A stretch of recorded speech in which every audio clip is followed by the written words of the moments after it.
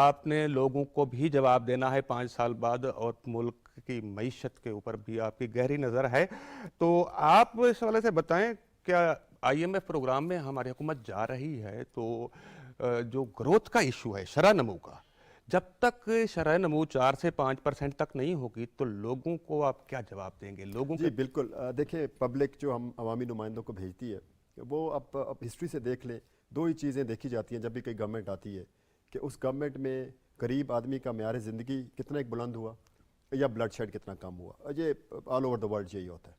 جی غریب آدمی کا جو معیار زندگی ہے وہ بلند کیسے ہوگا؟ جب تک ملک کی اکانومی ٹھیک نہیں ہوگی. عام آدمی کو، کیونکہ آپ کے پروگرام میں دیکھ رہا ہوگا، اس کو سمجھانے کے لیے میں 4 باتیں بتا دیتا ہوں. جی چاہے وہ اکانومی ملک کی ہو، گھر کی ہو، بڑی سادہ سی ہے. 2 چیزیں اس میں بڑی اہم ہوتی ہیں کہ آپ کی انکم کیسے بڑھ سکتی ہے اور ایکسپینس کیسے کم ہو سکتا ہے. یہ 2 ہی چیزیں ہیں. جی اس کے ارد اگر آپ کی انکم کم ہے، ایکسپینس زیادہ ہے، تو آپ کو ڈیٹ لینا پڑے گا. پھر آپ کو آئی ایم ایف کا دروازہ کھٹکھٹانا پڑے گا یا کسی اور عالمی اداروں کا دروازہ کھٹکھٹانا پڑے گا. پہلے ہم انکم بڑھانے کے اوپر بات کر لیتے ہیں. انکم بڑھانے کے لیے ہمیں، اب فار ایگزامپل جاپان کی اکانومی گاڑیوں پہ کھڑی ہے، ہمیں جاپان کی طرح گاڑیاں بنانے کے لیے اگلا 100 سال چاہیے. ہمیں اس میں نہیں جانا چاہیے. جی ہم جائیں گے جو ہماری اسٹرینتھس ہیں. ہماری اسٹرینتھس کیا ہیں؟ ہماری اسٹرینتھ جو ہے پاکستان میں منرل ہے.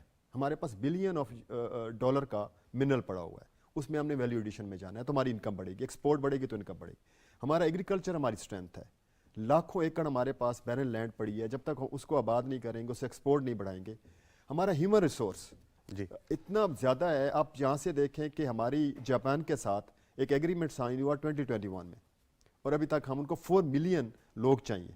اگر ہم یہ ہیومن ریسورس ایکسپورٹ کر دیتے ہیں تو یہ بلین 15 سے 20 ارب ڈالر جو ہے وہ ان ہوگا.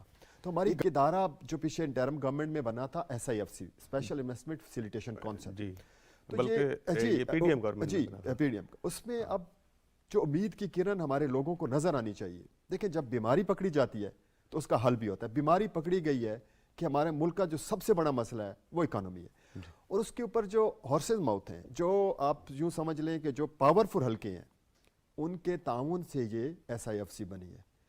تو انویسٹر کیوں نہیں آ رہا تھا ہمارے پاس؟ 3-4 میجر ریزن تھی. کنٹینیوٹی آف پالیسی نہیں تھی، سیکیورٹی آف انویسٹمنٹ نہیں تھی. تو SIFC کا جو بنیادی 3-4 مقاصد ہیں وہ ایک ہے ون ونڈو فیسیلیٹیشن سینٹر کے ریڈ ٹیپزم سے ہماری جان چھوٹ جائے.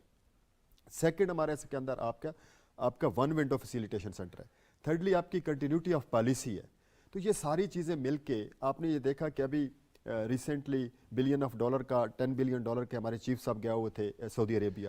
تو یہ ساری چیزیں اس گورنمنٹ کی پالیسی کا مظہر ہیں